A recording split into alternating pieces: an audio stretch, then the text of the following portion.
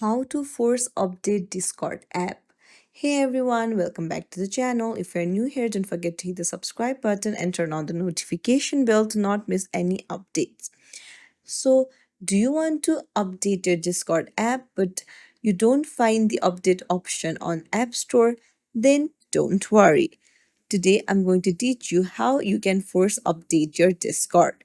So, first things first, go to your settings and then tap on General. Here, go ahead and tap on iPhone storage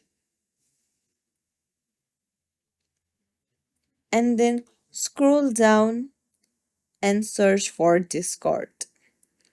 So,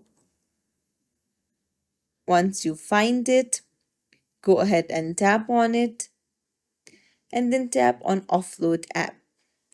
So if you offload Discord, then it will delete the app, but the documents and data won't be deleted. So you can just reinstall it from App Store and the app will be forced updated itself.